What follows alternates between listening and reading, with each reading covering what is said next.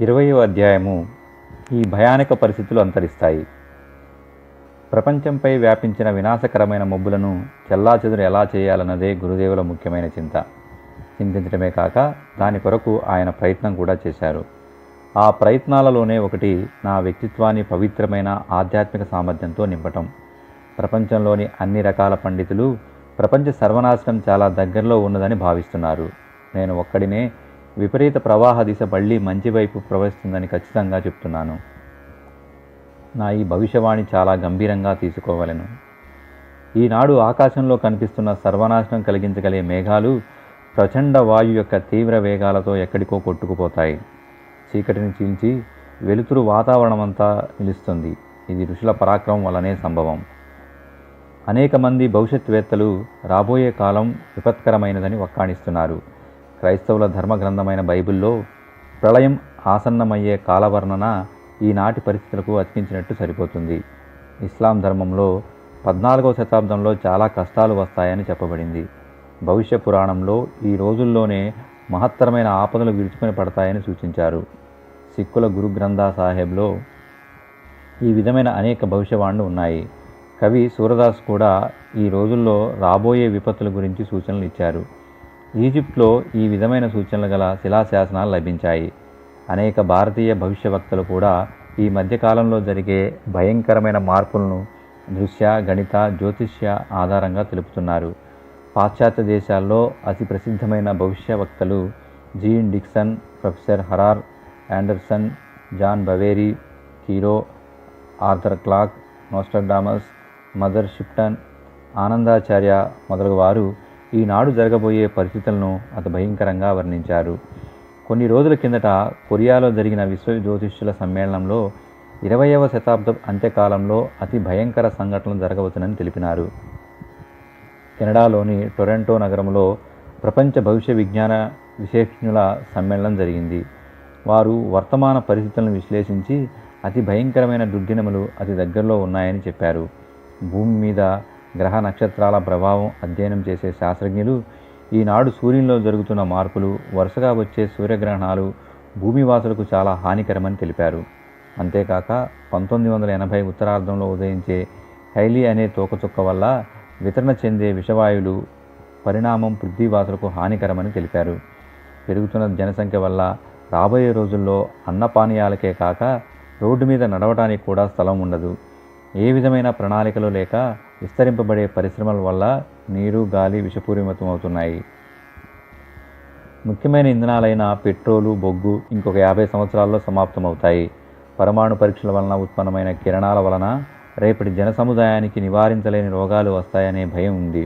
అసలు అణుయుద్ధమే జరిగితే మనిషే కాక సమస్త జీవరాశులు ఈ పృథ్వీ నుంచే అంతరిస్తాయి.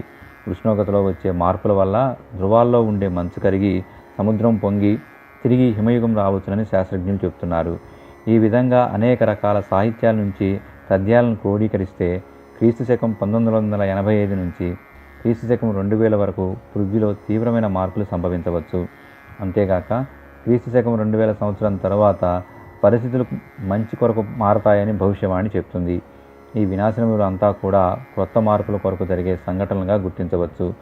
రాజనీతిజ్ఞులు ఈనాటి మానవజాతి ముందున్న విపత్కర పరిస్థితుల సృష్టి ఆది నుంచి ఇంతవరకు రాలేదని చెప్తున్నారు.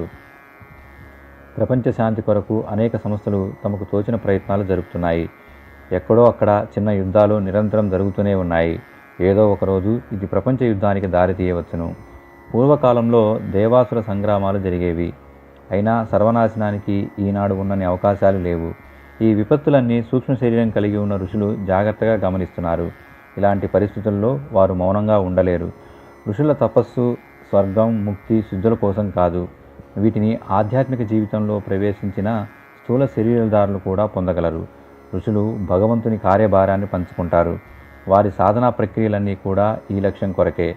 నన్ను అనుగ్రహించిన గురువులు నా ద్వారా చేయించిన ప్రతి పని లోక కళ్యాణం కొరకే చేయించారు. మొట్టమొదట నాచే చేయించబడిన 24 గాయత్రి పురస్చరణలు కూడా లోక కళ్యాణం కొరకు అతి ముఖ్యమైన కార్యాలు నిర్వహించడానికి అవసరమయ్యే శక్తిని పెంపొందించడానికే చేయించారు.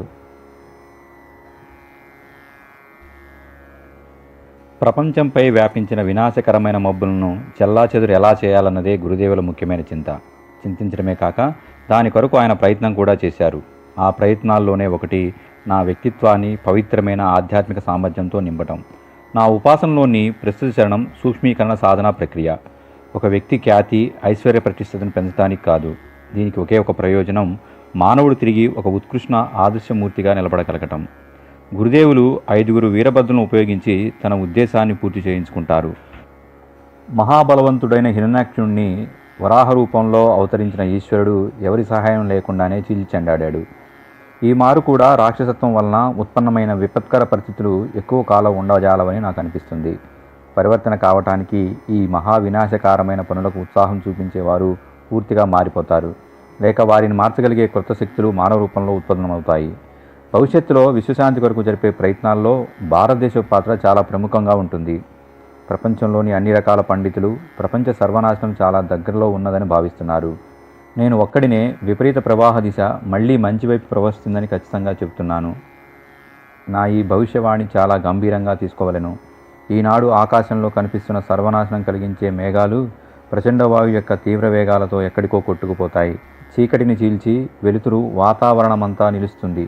ఇది ఋషుల పరాక్రమం వల్లనే సంభవం. ఇది జరగటానికి కొంత ప్రత్యక్ష పాత్ర నాది కూడా కావచ్చు.